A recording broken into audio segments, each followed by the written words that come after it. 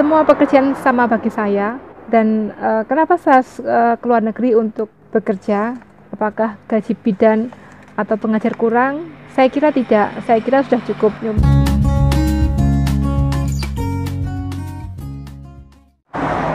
Bismillahirrahmanirrahim. Assalamualaikum warahmatullahi wabarakatuh. Berjumpa kembali dengan saya, Enan Rohim.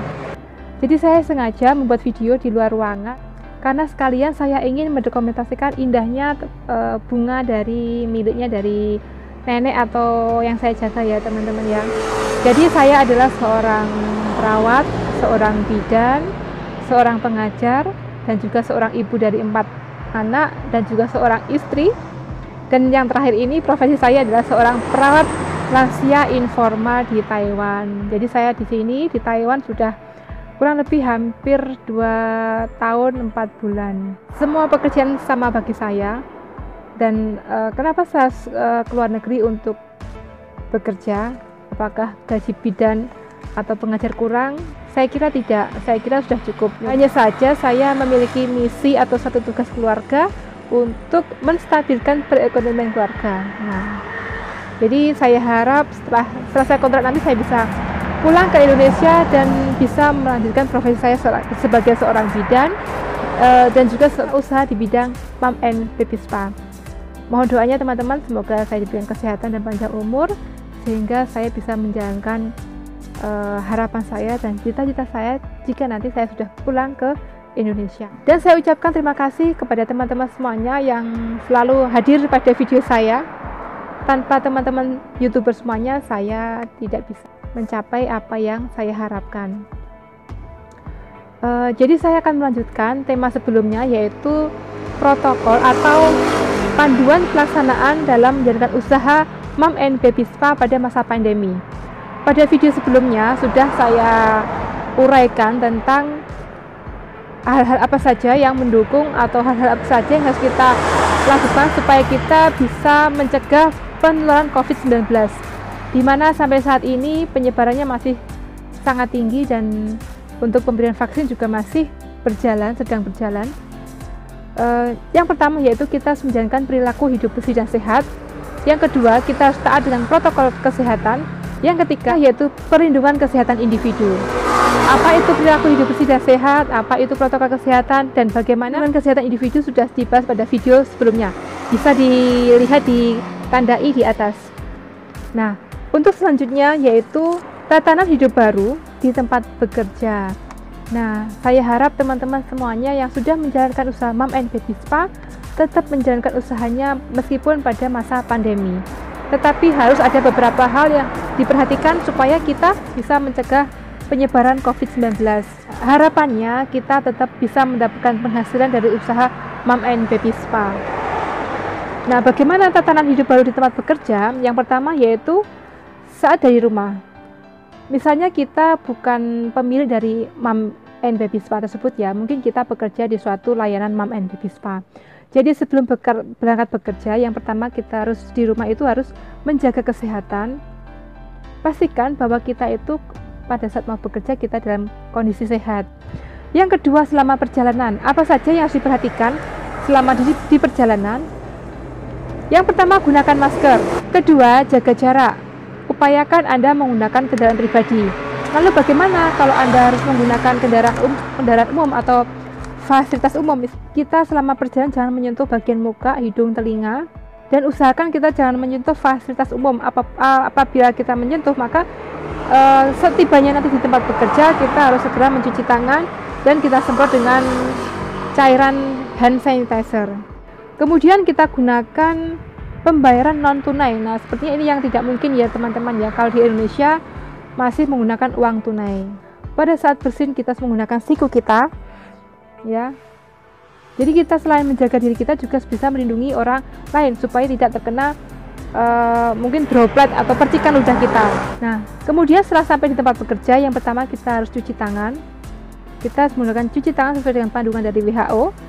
Kita tetap menggunakan masker, kita pakai APD, alat perlindungan diri, kemudian bersihkan tempat kerja atau alat kerja sesering mungkin. Kita harus menjaga jarak dengan orang lain minimal 1 hingga 2 meter. Kemudian kurangi kontak fisik dengan orang lain. Dan jangan segan untuk saling mengingatkan antar sesama teman bekerja. Dan jaga pikiran, jaga hati, dan tetap semangat. Nah, ini mungkin inilah beberapa hal yang harus kita perhatikan kalau kita di masa pandemi tetap harus bekerja. Karena siapapun dan dimanapun kemungkinan kita bisa tertular COVID-19. Untuk penggunaan masker, apakah kita harus menggunakan masker kain ataukah masker medis atau N95?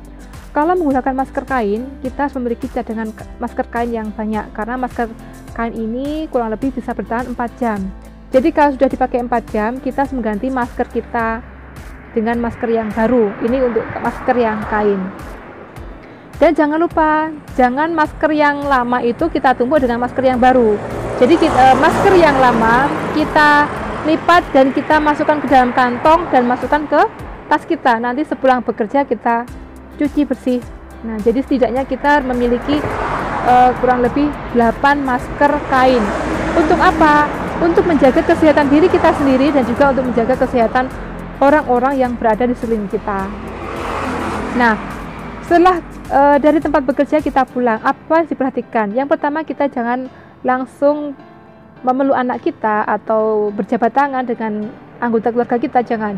Kita harus cuci tangan terlebih dahulu. Kita mandi, cuci baju. Kalau memang kita belum makan, maka kita segera makan. Baru setelah badan kita bersih, kita bisa berkumpul bersama keluarga. Jadi memang sangat berat sekali untuk teman-teman mungkin tenaga kesehatan ataupun selain non kesehatan, di mana yang mengharuskan kita untuk tetap bekerja di masa pandemi. Tetapi kita bisa berupaya untuk berjuang sekuat tenaga untuk menjaga kesehatan kita dan juga kesehatan orang lain. Nah, selanjutnya bagaimana kita melakukan protokol kesehatan jika melakukan layanan home care mom and baby spa di tempat klien kita atau di tempat pasien kita. Ada beberapa hal yang harus diperhatikan, yaitu yang pertama, saat kita sampai di rumah pasien atau tempat bayi kita akan melakukan spa bayi, yang pertama kita harus cuci tangan. Kalau tidak ada tempat cuci tangan, kita harus membawa hand sanitizer. Tapi teman-teman jangan segan untuk meminta kepada keluarga klien.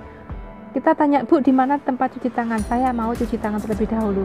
Jangan lupa cuci tangan menggunakan air bersih dan sabun. Kemudian tetap menggunakan masker. Jika selama perjalanan mungkin kita menggunakan masker kain, maka kita saat akan masuk ke pasien kita ganti menggunakan masker yang baru. Kemudian jika perlu menggunakan APD, jika perlu ya teman-teman ya, atau menggunakan baju ganti. Jadi saat kita melakukan layanan home care, kita menggunakan atau kita membawa baju ganti, sehingga pada saat kita nanti di tempat pasien kita akan mengganti baju kita. Dan pada saat kita melakukan treatment atau melakukan layanan mom and baby spa, kita usahakan jangan terlalu banyak berbicara, kita hanya berbicara yang penting saja yang berhubungan dengan treatment kita. Dan pada saat melakukan spa, kita tidak perlu menggunakan handscoon karena takutnya akan melukai dari bagian kulit yang kita masas. Lalu bagaimana saat pulang ke rumah? Sama ya seperti sebelumnya, kita cuci tangan terlebih dahulu, kita bersihkan diri kita, mandi, ganti baju, baru kita bisa berkumpul dengan keluarga. Nah, demikian tadi suatu upaya ataupun protokol kesehatan yang harus diperhatikan di dalam melakukan pelayanan mom and baby spa, baik itu pelayanan di rumah ataupun home care maupun di tempat lain.